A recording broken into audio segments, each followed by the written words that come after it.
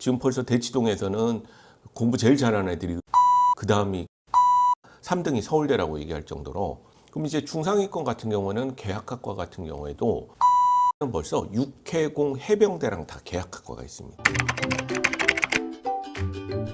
안녕하세요, 드림맘입니다. 오늘은 진학진로의 일타 강사시죠. 너무 유명한 분이신데요.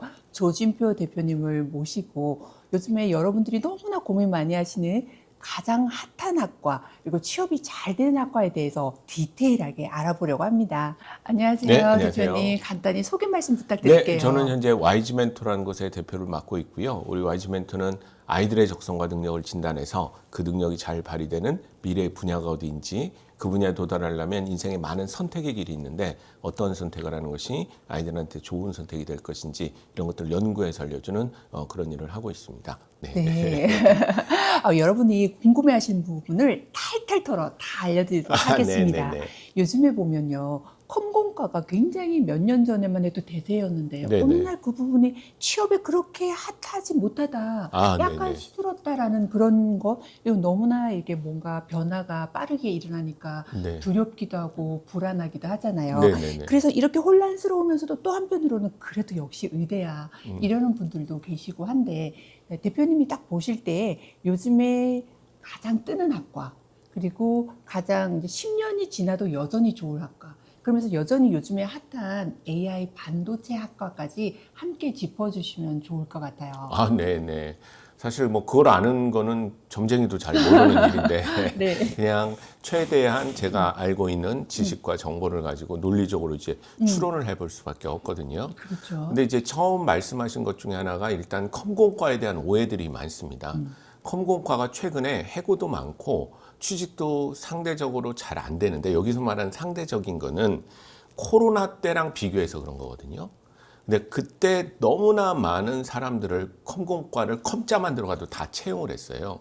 그러다 보니까 고급 기술자만 채용한 것이 아니라 이제 저급의 코딩하는 사람들도 많이 채용을 했었는데 이제는 그게 AI 때문에 필요 없어지는 그런 과정인 거죠. 그러나 여전히 고급 컴공과 전공한 사람들은 굉장히 오히려 몸값이 올라가면서 지금 많이 자리를 찾고 있는 그런 과정이라고 보시면 되겠습니다. 몸값은 여전히 높다. 엄청 높죠. 그걸 어디서 알 수 있냐면 그냥 괜히 얘기하는 게 아니라 뉴욕 연방준비은행에서 뉴욕 연방준비은행이 우리 한국은행과는 달리 물가 안정뿐만 아니라 최대 고용이 법적으로 목표거든요.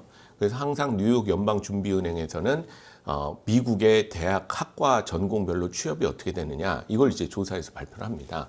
그러니까 오히려 컴공과 애들은 미국에서도 실업률이 높다만 보고 있는 게 아니라 전공을 잘 살리고 있기 때문에 또는 소득이 되게 높은 1, 2등을 다투는 그런 과거든요. 그러니까 높은 소득의 전공을 살릴 수가 있기 때문에 아무데나 취직하지 아니하고 재는 거죠. 골라서 취직하려고 하다 보니까 단기 실업률이 높게 나오는 그런 경향이 있는 거고요. 반면에 뭐 인문학 쪽이나 이런 쪽은 하도 취업이 어려우니까 전공을 못 살리는 불안전 고용률이 높거든요. 그러다 보니까 아무데나 빨리 취업을 해야 되겠다는 경향이 강하기 때문에 실업률이 낮게 나오는 경향이 있는데 그런 것들을 잘못 보도하는 경우가 많이 있죠. 그래서 제가 늘 농담처럼 얘기하지만 재벌, 연예인, 컴공과 걱정은 하지를 마라. 본인들 걱정이나 하시라. 전혀 걱정 없이 잘 되고 있다. 물론 맞아요. 해고가 많긴 하지만 그건 아까 말한 대로 저급 개발자 또는 프로젝트를 진행할 정도의 실력이 되지 않는 주니어들 이런 사람들이 위험한 거지 고급 개발자들은 굉장히 높은 역시 안정성과 급여를 받고 있다 이렇게 보시면 되겠습니다. 요즘에 굉장히 뜨는 학과에 대해서도 한번 말씀해 주세요. 뜨는 학과는 이제 나라마다 조금 다를 수 있는데 그 나라의 산업에 굉장히 영향을 미치거든요. 많은 분들이 잘 모르시는데 우리나라는 수출하지 않으면 먹고 살기 힘든 나라거든요. 그게 굉장히 강합니다. 예를 들면 2024년에 우리나라가 국가 성장률이 2%인데 그 2%의 94%를 수출이 담당하거든요. 그러니까 이제 우리나라 정도 사이즈가 되면 외국을 나가지 않으면 절대 더 이상 성장을 하지 못하는 그런 나라거든요. 그래서 국가에서는 매달입니다. 매달 우리를 먹여 살리는 15대 수출 품목이 지난달에 얼마나 팔렸는가 이걸 계속 발표를 합니다. 이게 굉장히 매달 1일, 2일 날 저녁 뉴스에 나오는데 국민들이 관심이 없을 뿐이거든요. 그래서 그걸 매달 발표를 하고 있는데 최근 들어서 그 품목을 보게 되면 어느 품목이 되게 잘 되고 있는가를 알 수가 있거든요. 예를 들면 뭐 다 아시는 반도체입니다. 반도체는 작년에 우리나라의 역사상 최대의 수출을 보여줬는데 그중에 또 반도체가 최대의 수출을 보여줬고요. 또 2026년 들어서도 지금 상반기 최대의 수출, 5월 최대 수출을 계속 찍고 있는 거죠. 그러니까 이 추세라면 당분간은 이쪽 분야는 너무나 커질 것이 뻔하기 때문에 반도체를 둘러싼 전기전자나 이런 데들은 원래도 취업이 잘 됐는데 지금도 걱정 없이 더 잘 취업이 잘 될 가능성이 높다라고 보여지는 겁니다. 그렇죠? 그런 곳을 찾아보려면 어떻게 알아볼 수 있어요? 쉽게 알아볼 수 있죠. 왜 쉽게 알아볼 수 있는 것이? 왜 쉽게 알아볼 수 있냐면요. 우리 국민들의 세금을 많이 걷잖아요. 우리나라가 커졌기 때문에. 그래서 국민들 상대로 다 매달 투명하게 우리나라는 전자정부이기 때문에 보고서를 다 공개를 합니다. 적어도 뭐 그런 게 궁금하면 저희 정부 산자부, 교육부 이런 데 홈페이지 가서 잠깐만 검색하면 보고서가 쫙 나오거든요. 이번에 책에 출간하신 거기에도 포함되어 있겠네요. 아, 그렇죠. 예.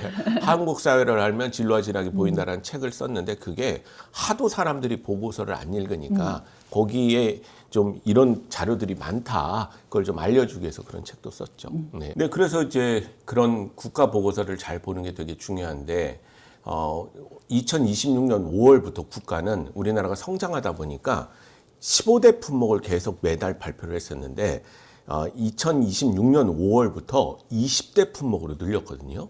그럼 20대 품목으로 늘렸을 때 그러면 쫙 우리가 신경 써야 되는 것은 진로 진학에서 그럼 국가가 5개를 더 신경 쓴다는 얘기인데 그러면 앞으로 5개에 대해서 신경 쓴다는데 그 분야가 뭐지? 거기에 좀 일자리가 있지 않을까? 이렇게 생각하는 게 맞는 거거든요. 그러면 그 5개가 늘어난 걸 보게 되면 거기에 K컬처 관련된 것들이 되게 많습니다. 그렇죠? 지금 K컬처가 전 세계적으로 좀 인기다 보니까 라면이 세계 1등으로 팔리고 그럼 라면이 세계 1등으로 팔린다 그러면 우리 연관된 게 뭐겠습니까? 밀키트도 잘 만들자 하다 보니까 식품공학과라든가 이런 것들에 대해서 전망이 좀 좋을 수가 있는 거고요. 그다음에 또 우리나라의 생활용품이 지금 많이 팔리는데 그 원인을 봤더니 드라마 같은 걸 많이 보고 세계 사람들이 우리나라 걸 많이 산다는 거죠. 뭐 올리브영이 지금 미국에서 대박 터지고 막 이러듯이. 그래서 이제 그렇게 관련된 분야들이 그렇다면 조금씩 일자리가 늘어나고 정부가 관리한다는 뜻이기 때문에 그런 거에 대해 관심을 갖는 게 중요하죠. 또 반면에 석유화학은 우리나라의 진짜 중요한 제품인데 지금 몇 년째 크게 마이너스거든요. 그러니까 여수가 보시면 국가 위기 지역으로 지정돼 있어서 해고도 많고 기업도 망하고 그러니까 최근 들어서 화학 관련된 학과 애들이 취업이 좀 안 되기 때문에 옛날로 치면 전화기라고 해서 취업이 잘 됐다고 지금 상황도 반드시 그런 건 아니기 때문에 조금 진입할 때는 좀 더 신중하게 하는 게 굉장히 중요하다라는 거죠. 이런 것들이 다 이런 국가가 제시하는 매달 내놓는 보고서 안에 다 녹아 있기 때문에 저게 그냥 단순히 경제 뉴스가 아니라 우리 아이의 진로 진학에 관한 뉴스라는 것을 이해하시는 게 되게 중요하고요. 그리고 이제 국가가 계속 로드맵을 제시를 하고 있는데 그 로드맵에서 이제 지금 현 정부가 단기 이제 4, 5년간 크게 방향을 잡고 있는 것은 AI잖아요. 그렇죠. 그렇다면 반도체 쪽 갈 거고 지금 이미 너무 잘 돼 있고 AI 계속 투자하니까 지금 세계 3위까지 올라와 있는데 우리가 이제 이렇게 처음부터 기득권을 갖는 분야가 없거든요. 그래서 계속 밀어붙이면 이쪽 분야도 계속 클 것 같은 이런 이제 상황이고요. 또 정확하게 말하면 우리나라는 국가가 정한 12대 전략기술이라는 게 있어요. 이거는 또 12대 전략기술이 과기정통부에서 하는 건데요. 요 전공을 하는 애들이 보통 취업도 잘 되고 급여도 높은 그런 분야들이 있습니다. 거기에 보면 AI도 들어가고 양자 컴퓨터도 들어가고 우주도 들어가고 다 돼 있는 거죠. 그렇죠? 왜냐하면 이게 12대 품목이 이제 6월 달에 확대하기로 되어 있거든요. 그럼 또 확대하는 걸 보게 되면 그것도 어떤 분야인지 또 감을 잡을 수 있는 거죠. 네. 그러면 내가 전공을 정하려고 할 때는 정부가 6월에 발표하는 국가 전략 기술 분야에 내 전공이 혹시 관심 가는 게 있는가 이렇게 찾아보면서 자기 전공을 정하는 게 맞게 되는 거죠.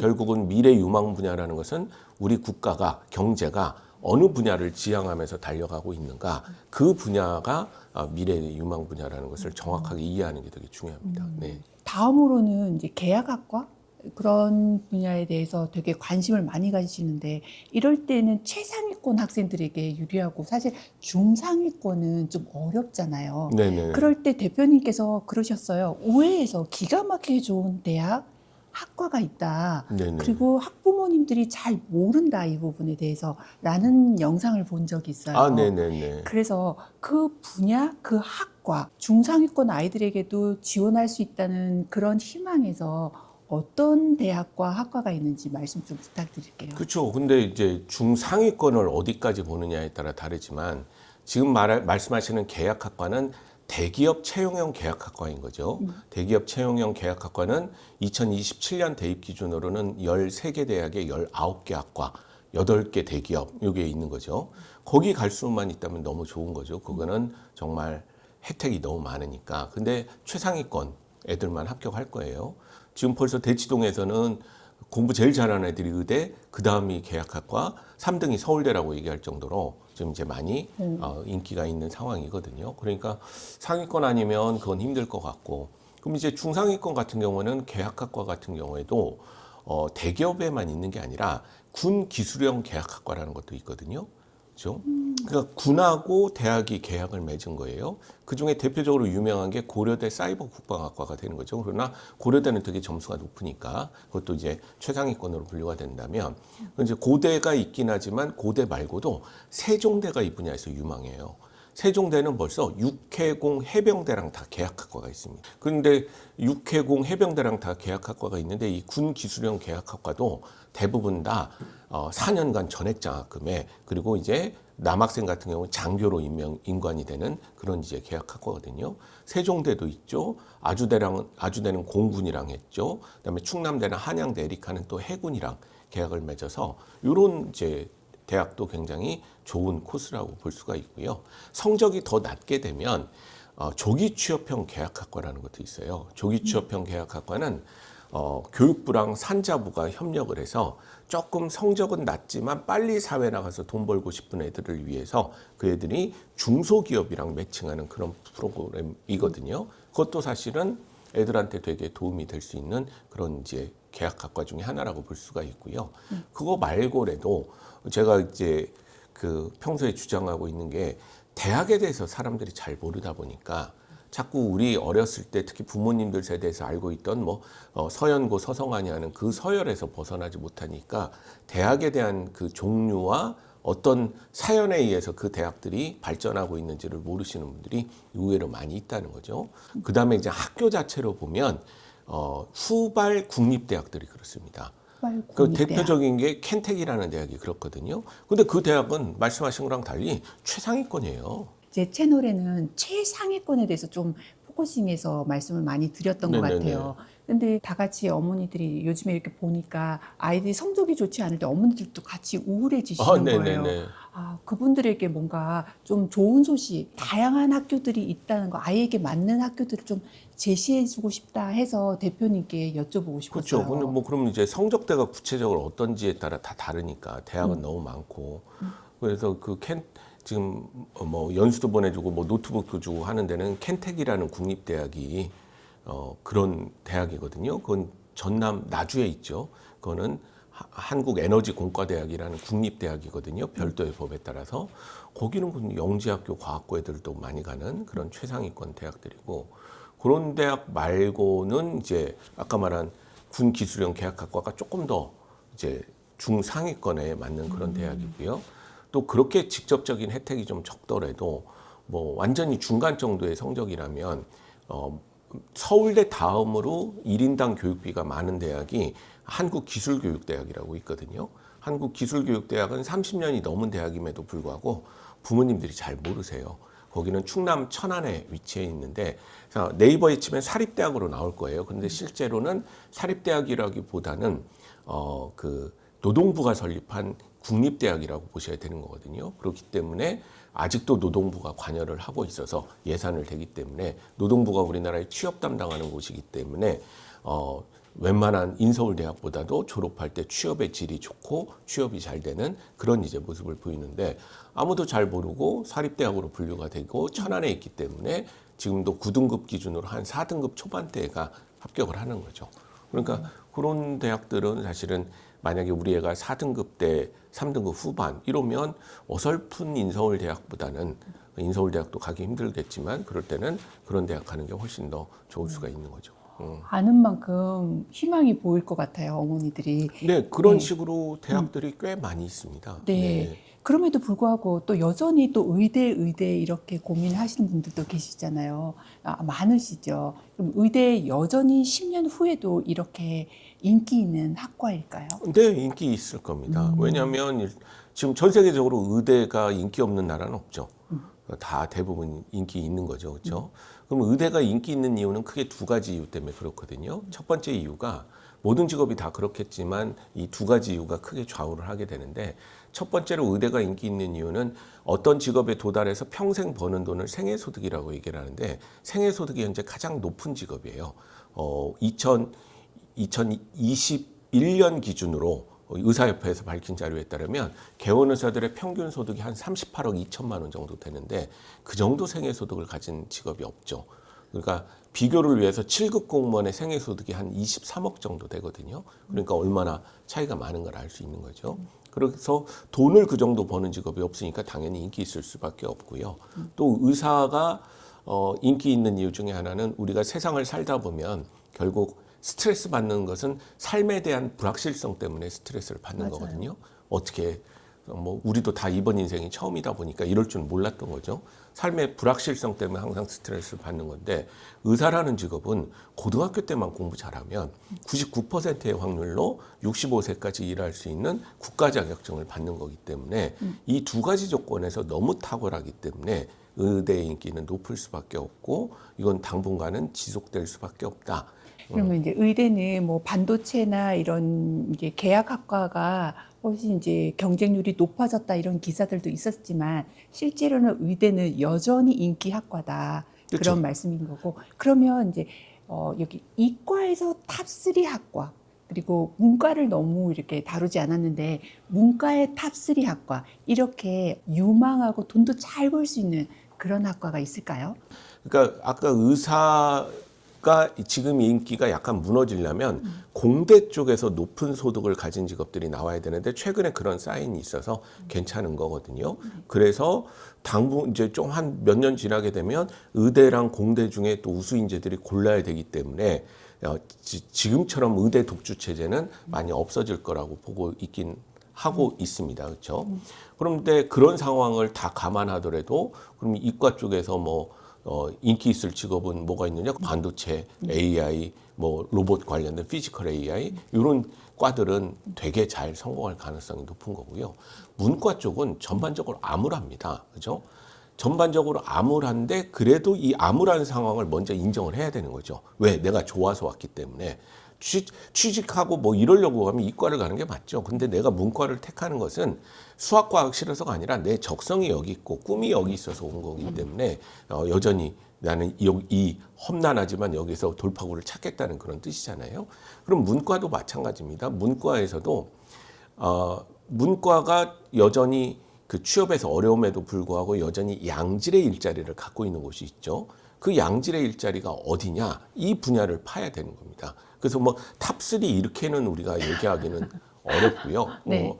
우리 간단합니다. 문과에서는 세상을 살면서 반드시 필요한 일이나 이과 애들이 공부하지 않는 분야를 노리면 되는 거죠. 그게 어디냐? 대표적인 게 세상에서 진짜 중요한 돈에 대해서 공부하는 애들입니다. 돈이 너무 중요하잖아요. 근데 이과 애들은 돈 안 배우잖아요. 그러니까 돈에 대해서 배우는 아이들이 경쟁력이 있는 거죠. 그게 바로 뭐냐면 상경 계열인 거죠.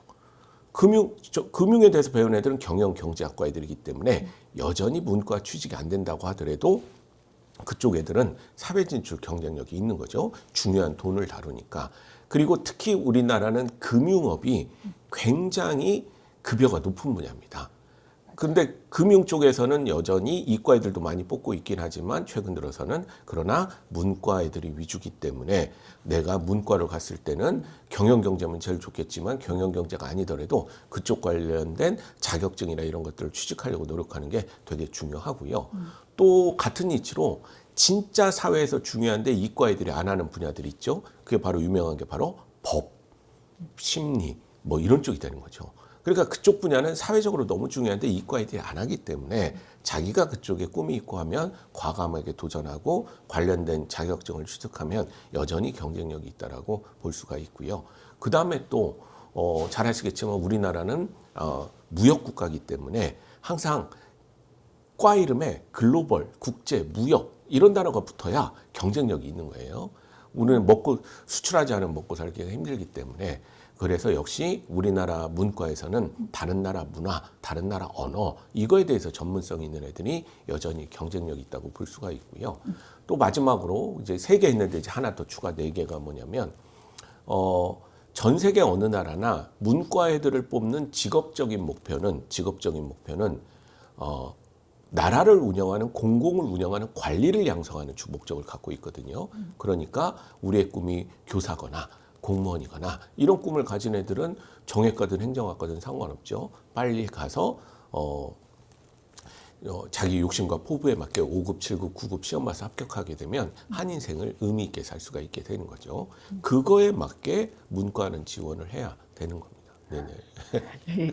그러면 이제 학부모님들 많은 상담을 하시잖아요. 네네네. 근데 학부모님 사례 중에서 이런 선택을 하면 정말 후회하더라. 또 역으로 이런 선택을 하니까 오히려 너무 좋았다. 이런 사례들을 좀 말씀해 주실 수 있을까요? 일단 제일 안 좋은 사례들은 뭐냐면요. 그러니까 부모가 마음은 이해가 되죠. 왜 부모가 세상 살아보니까 본인도 겪은 게 있고 뭐 하는 거니까. 근데 그 좋은 뜻은 갖고 있을지 모르겠으나 애 의사와 반하는 것을 시키게 되는 거죠. 예를 들면 그냥 평범한 일반고 갔으면 차분히 잘 할랜데 그냥 자기는 또 뭐 저 센 고등학교 어디 가서 또 주변에서 거기 진학률이 좋다더라 이런 얘기 듣고 아이는 싫다는데 굳이 거기를 보내서 점수가 잘 나오면 괜찮겠는데 안 나오게 되면 정말 고생하게 되는 경우가 많이 있거든요. 온 가족이 그냥 완전히 난리도 아닙니다. 난리도 아니. 그런 이제 선택을 하는 경우들이 그러니까 아이의 의사에 적성에 반해서 부모님들이 생각하는 아이의 모습을 그냥 밀고 나가는 그런 경우에 항상 후회하는 경우가 많이 생기게 되는 이 거죠. 부분은 굉장히 중요한 것 같아요. 아이를 키우는 입장에서. 네네. 그래서 항상 이제 드라이하게 부모들은 정보를 수집해다가 아이 앞에 펼쳐놓는 일이 역할인 거지 그걸 강요하는 게 이제 역할은 아니게 되는 거죠. 그 다음에 이제 잘한 선택 같은 경우는 뭐냐면요. 이게 사회를 잘 이해하셔야 되는 거죠. 그러니까 법이 되게 중요합니다. 그러니까 이 세상은 모든 인류는 법에 의해서 움직이게 돼 있거든. 그게 이제 인류의 약속인 거죠. 그래서 예를 들면 딱 신설되는 국립대학이 있어요. 신설되는 국립대학이 있으면 다 신설되고 잘 모르지 않습니까? 아까 뭐 켄텍 모르는 사람 아직 많듯이. 저도 그렇죠? 몰랐어요. 네. 근데 그런 대학이 참 좋은데 저한테 만약에 물어보는 거죠. 부모도.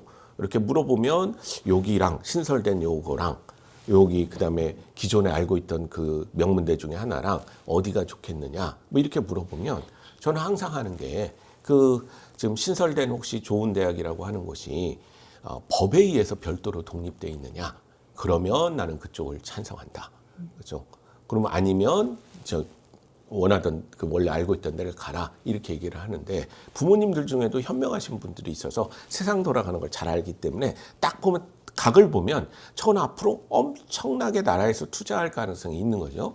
그럼 이제 그쪽에 이제 보내게 되는 경우가 있는데 그러면 애들은 모를 거 아니에요. 저기 전혀 사회를 모르기 때문에. 근데 엄마 아빠가 엄마가 책임질 테니까 저기 한번 가보자. 그래서 이제 갔을 때 대박이 터지면 정말 좋은 케이스가 많이 나오는 거죠. 그런 학교를 이렇게 몇 가지 그렇죠. 말씀해 주시면. 예를 들면 각 부처마다 국립대학이 있어요. 맨날 이제 교육부만 보시는데 교육부는 서울대, 뭐 예를 들면 부산대, 경북대 이런 데들이 교육부 안에 국립대잖아요. 그러면 대표적인 대학으로 교육부가 아닌데 우리나라의 유명한 명문대학이 있죠. 모든 사람이 다 아는. 그게 바로 카이스트죠. 카이스트는 교육부 소속이 아니라 과학기술정통부 소속의 별도의 법령이 있는 국립대학입니다. 그죠? 근데 우리나라가 너무 커지다 보니까 이제 카이스트 하나 갖고는 안 돼요. 그래서 10여 년 전부터 지역마다 하나씩 만들어 놨어요. 그게 바로 4대 과기원이 되는 거죠. 카이스트, 광주과학기술원 G스트, 그다음에 울산과학기술원 유니스트, 대구경북과학기술원 디지스트. 그럼 요거는 과기정통부 소속의 국립대학들이니까 여기도 이제 굉장히 좋은 대학들이 되는 거고요. 그 다음에 아까 나왔던 켄텍이라는 대학은 원래 산자부 소속의 별도의 법령에 의한 국립대학이라고 보셔야 되는데 현 정부 들어서 부처 조정을 해서 기후에너지부 쪽으로 아마 가 있을 겁니다. 정확한 부처 이름이 새로 만들어 갖고 제가 틀릴 수도 있는데 그 기후에너지 뭐 관련된 부처 그쪽으로 가 있고요.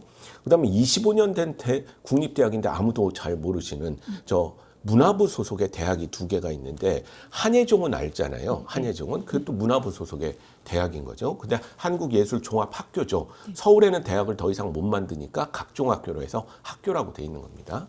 하나는 또 어디 있느냐면 충남 부여에 한국전통문화대학교라고 있습니다. 이건 국가유산청 소속의 국립대학인 거죠. 그럼 여기에는 또 많은 또 국가 예산이 들어가서 굉장히 좋은 환경에서 공부를 할 수가 있게 되는 거죠. 그리고 이제 별도의 법령을 만들지 못했지만 그러나 여전히 나라에서 국립대학처럼 투자하는 게 아까 말씀드리는 한국기술교육대학은 노동부에서 관여하는 대학이라서 많은 투자들이 있게 되는 거죠. 이렇게 좀 부처마다 별도의 국립대학들이 따로 있다라는 거 사실 기본인데도 잘 모르시는 분이 많은 거죠. 네, 이렇게 다양한 대학, 괜찮은 대학들이 많은데 잘 알 수 있는 그런 기회가 된 시간인 것 같아요. 네네. 예, 2부에서 다시 뵐게요.